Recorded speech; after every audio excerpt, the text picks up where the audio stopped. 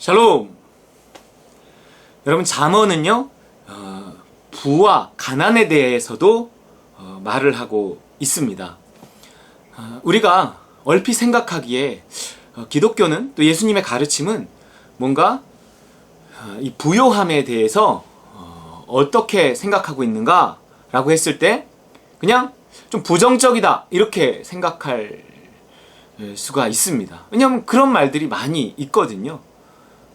부자가 천국에 들어가는 것은 낙타가 바늘귀로 들어가는 것보다 더 어렵다 이러고요.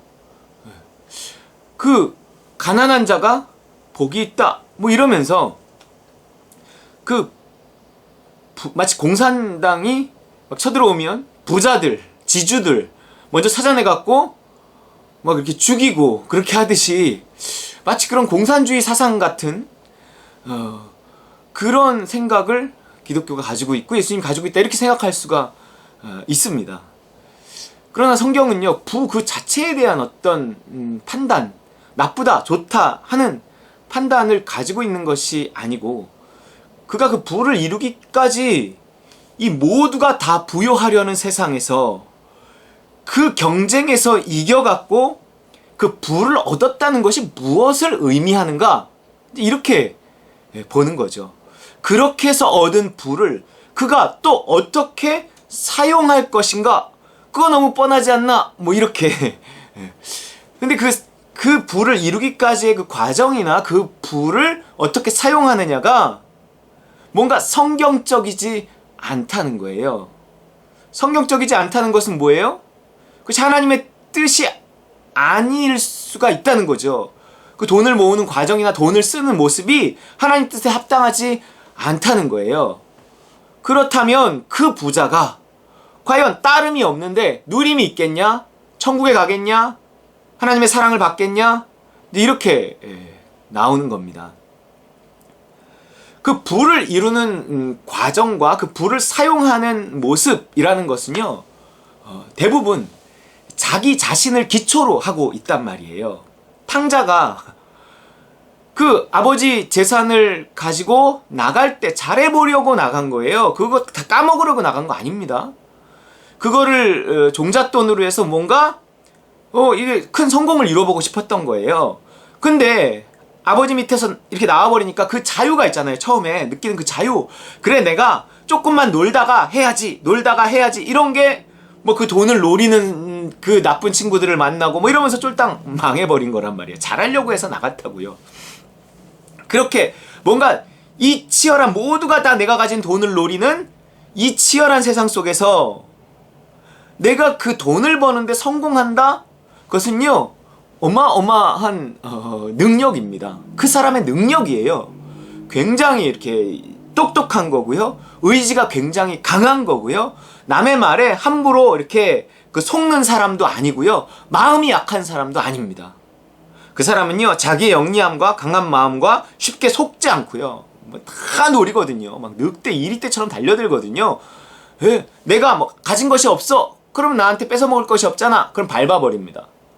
나한테 가진 것이 있어. 그러면 살랑살랑해서 그걸 뺏어버립니다. 어떻게든 꼬셔갖고. 그 모두가 원하는 돈을 내가 가지고 있으면서 내가 그냥 설렁설렁 편안하게 절대 살 수 없는 거예요. 그걸 버는 것도, 그걸 지키는 것도 너무너무 어려운 거예요. 그 어려운 것을 해낸 사람이 부자라는 거죠. 그러면 부자는 훌륭한 거 아니겠어요? 부자는 훌륭한 겁니다. 세상적으로 봤을 때 부자는 훌륭한 거예요. 그래서 세상에서는요, 그 부자들의 말을 듣잖아요.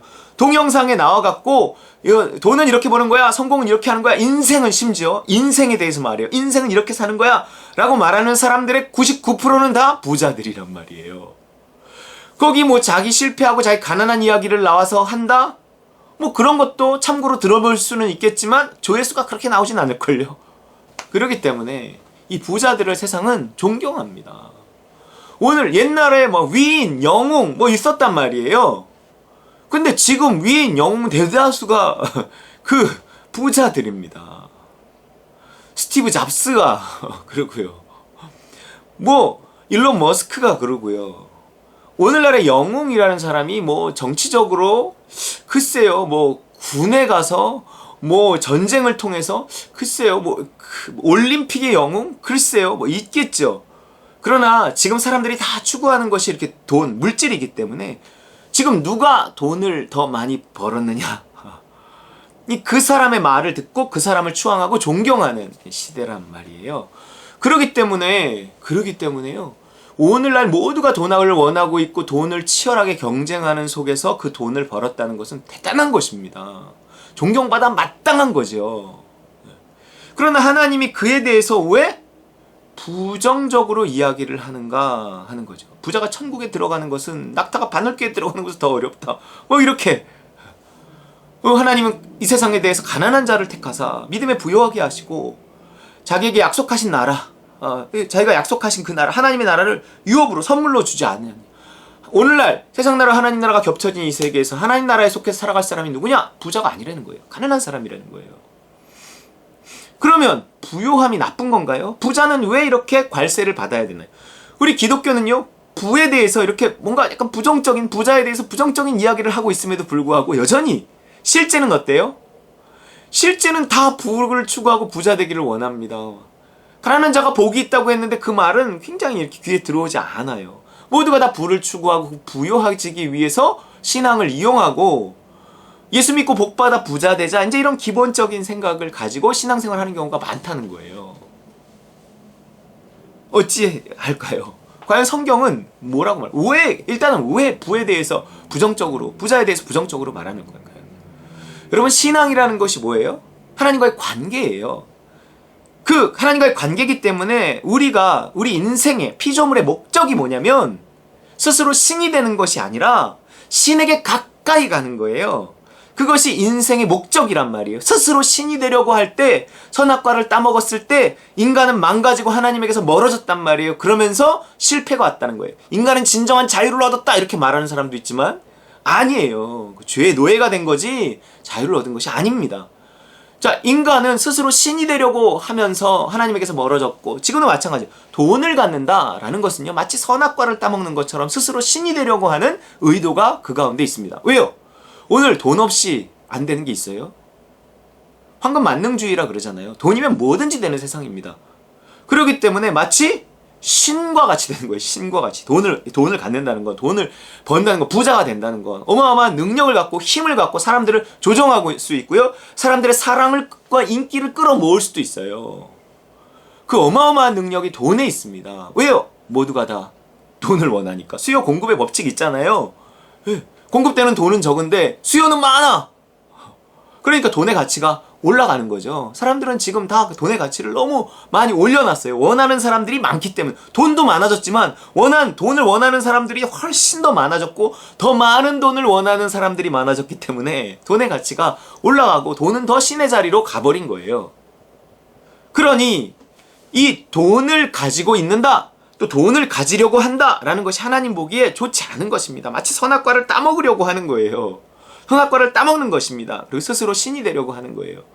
돈을 가지면 자연스럽게 하나님께 묻지 않아요. 신에게 가까이 가려면 인도하심과 도우심을 받아야 된다고요.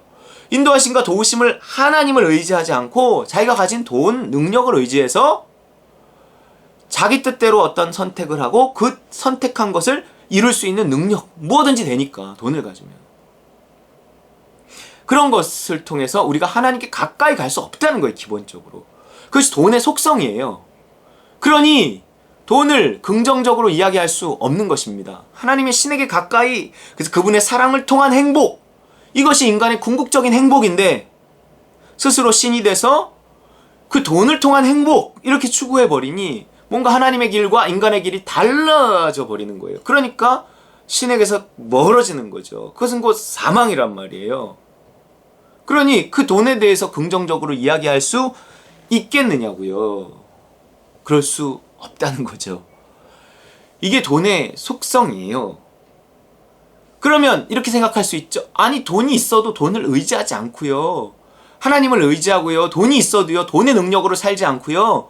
하나님께 묻고요. 하나님의 인도하심을 따르고요. 하나님을 의지하고 그렇게 살 수 없나요? 있죠. 바늘귀를 통과한 부자. 있단 말이에요. 그러나 그렇게 되기가 바늘귀를 통과하는 것만큼 어렵다는 얘기를 하는 거예요. 하지만 그런 부자가 필요합니다. 왜요? 그 부를 하나님의 뜻대로 사용할 수 있는 부자가 필요해요. 왜냐면 돈이 필요한 곳이 많거든요. 하나님 나라 확장에 있어, 선교에 있어 선교사들이 나가서 손가락 빨고 살진 않잖아요.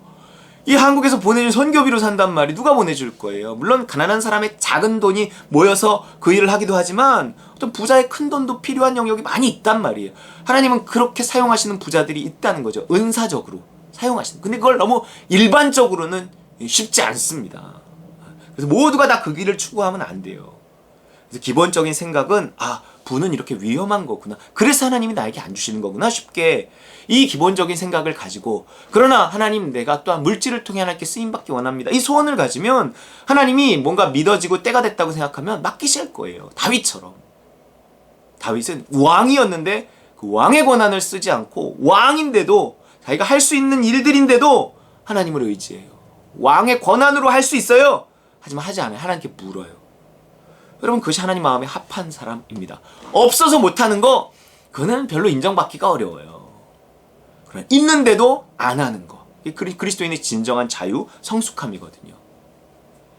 우리 이러한 자리에 정말 이르러서 하나님이 믿고 맡길 수 있는 저 여러분 되시기를 주의 이름으로 축원합니다.